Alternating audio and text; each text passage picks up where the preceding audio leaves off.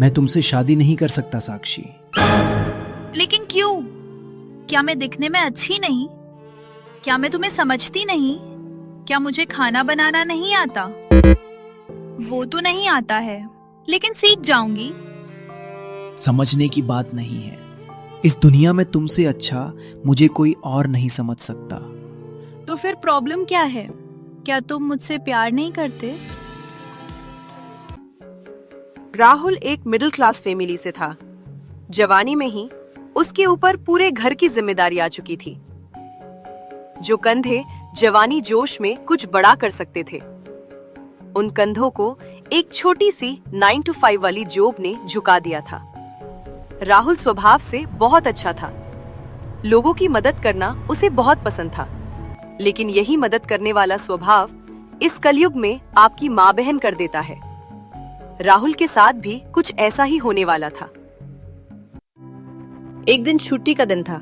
राहुल शांति से बगीचे में बैठा था। अब जैसा हमारे साथ होता है कि दिमाग हमें खाली बैठने नहीं देता, कुछ ना कुछ विचार मन में आते ही रहते हैं। वैसे राहुल के मन में भी बहुत सारे विचार आ रहे थे। तभी उसके पास उसका दोस्त रोकी आता है। अरे भाई, यहाँ क्यों बैठा है? चल मूवी देखने चलते हैं। वैसे भी आज छुट्टी का दिन है, तो चल चलते हैं।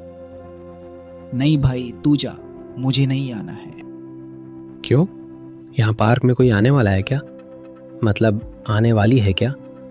ऑफिस में कोई है क्या? क्या ऑफिस में कोई है? वहां वो मैनेजर सांस भी नहीं लेने देता ठीक से।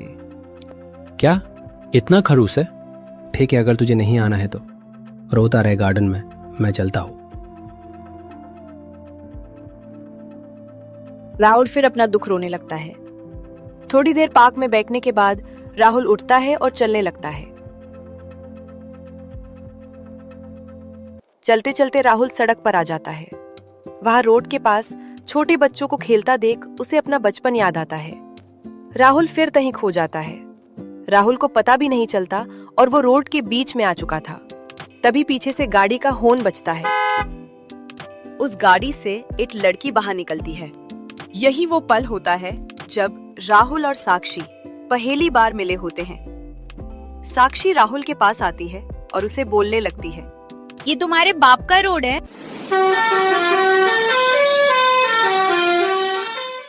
राहुल थोड़ी देर के लिए हैरान हो जाता है। थोड़ी बातें सुनाने के बाद साक्षी वहां से गाड़ी लेके चली जाती है। अभी एक बच्चा उसके पास आकर पूछता है, भैया, ये लड़की कौन थी? आपकी गर्लफ्रेंड थी क्या? अभी मैं गाली नहीं दे सकता। नहीं, गाली नहीं देना। अब फैमिली देखती है, वरना मैं ऐसे गाली दूं, ऐसे गाली दूं ना, जिंदगी भर याद रख। लेकिन ये इतनी अमीर लड़की आपके प्यार में पड़ी कैसे? ए बच्चे, क्यों जले पे नमक छिड़क रहा है? जा जा के खेल। बच्चा चला जाता है, लेकिन राहुल मन ही मन खुश होता है, जैसे उसका सारा दुख चला गया हो। राहुल खुश होकर घर पहुंचता है। उसे इतना खुश देखकर उसके पापा पूछते हैं, अरे राहुल, बहुत खुश दिख रहा है, क्या हुआ? रोड पर आज बहुत अच्छा नजारा देखा, मजा आ गया। नजारा? कैसा नजारा? वो एक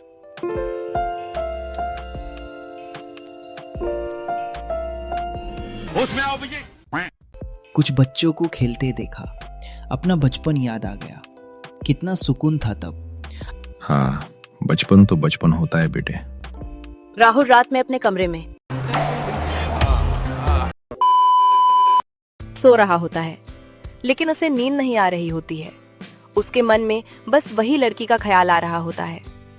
आखिर कौन थी वो लड़की? पता नहीं दोबारा मिलेगी भी या नहीं। भगवान, क्या मेरी किस्मत में उससे सिर्फ टकराना ही लिखा था, मिलना नहीं?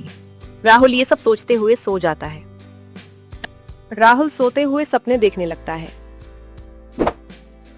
राहुल उस लड़की के साथ गार्डन में घूम रहा है। कैफे में बैठकर उसके साथ कॉफी पी रहा है, उसके साथ बोटिंग कर रहा है, उसके साथ। अगले दिन राहुल तैयार होकर ऑफिस के लिए निकलता है।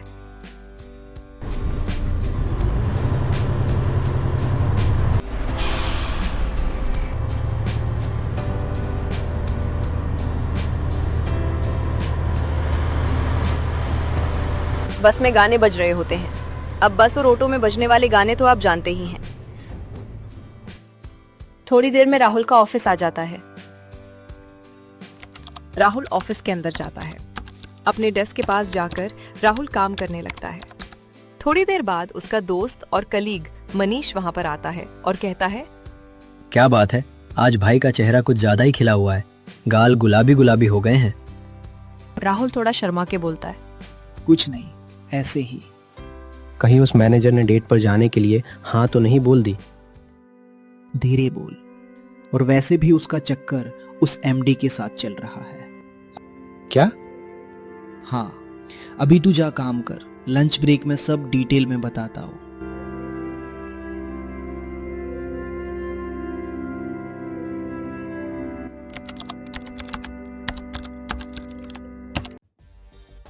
लंच करने के बाद राहुल और मनीष ऑफिस में बैठे होते हैं। मनीष बात जानने के लिए उतावला हो रहा होता है, जैसे मोहल्ले की आंटियां नहीं होती वैसे। भाई अब तो लंच भी कर लिया, अब तो बता मैनेजर और एमडी के बारे में। राहुल मनीष को बताने ही वाला होता है, तभी वहां अचानक मैनेजर आ जाती है। क्या बातें हो रही है दोनों के बीच?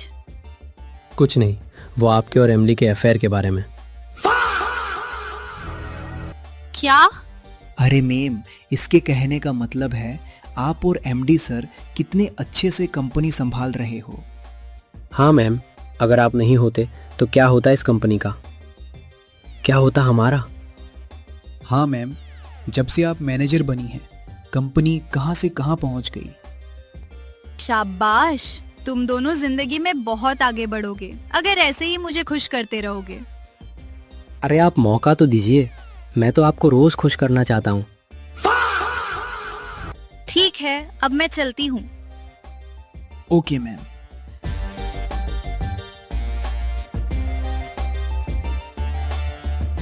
मैनेजर के जाने के बाद राहुल मनीष से गुस्से में कहता है, रोज खुश करना चाहता हूँ से तेरा क्या मतलब है? सुधर जा, ये तेरी आदत किसी दिन हम दोनों को मारवाएगी। यार मेरी क्रश है ये मैनेजर की दीवाने, चल चल के काम कर, अगर सैलरी नहीं आई ना तो घर वाले हमें क्रश कर देंगे।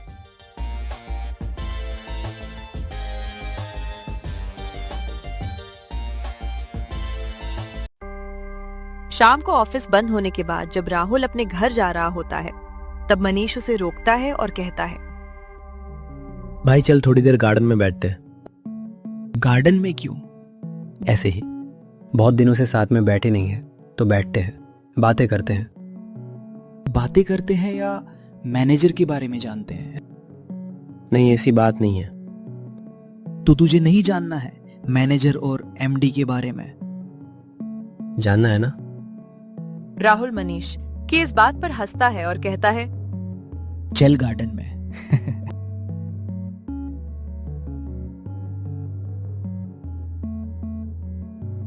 चल अब बता, तुझे कैसे पता कि उन दोनों का लफड़ा चल रहा है?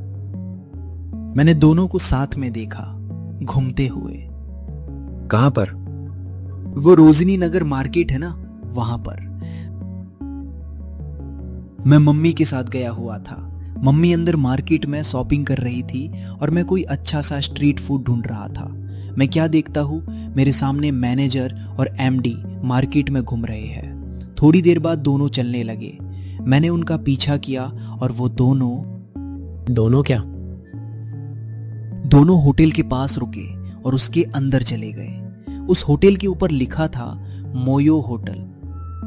मोयो में गए दोनों। हे भगवान, ये क्या हो गया? क्यों हो गया? कैसे हो गया? ये सुनने से पहले मेरे कान क्यों नहीं फट गए? मैं लुट गया, बर्बाद हो गया। ये नौटंकी, तेरी बैग में मैंने तेरी रात का इंतजाम कर दिया है। वाह भाई, दुनिया में सबसे खुश नसीब हूं मैं, क्योंकि मुझे तेरे जैसा दोस्त मिला है। शुक्रिया भगवान। 2 मिनट में पलट गया। लड़कियां तो आती जाती रहेगी, ये ज्यादा इंपॉर्टेंट है। वैसे भाई अब पता चला कि ये हमारी जूनियर होके सीधा मैनेजर कैसे बन रही। हाँ भाई, सब ऊपर वाले एमडी की कृपा है। भाई चल चलते हैं, देर हो गई ना तो मम्मी चिंता करेगी।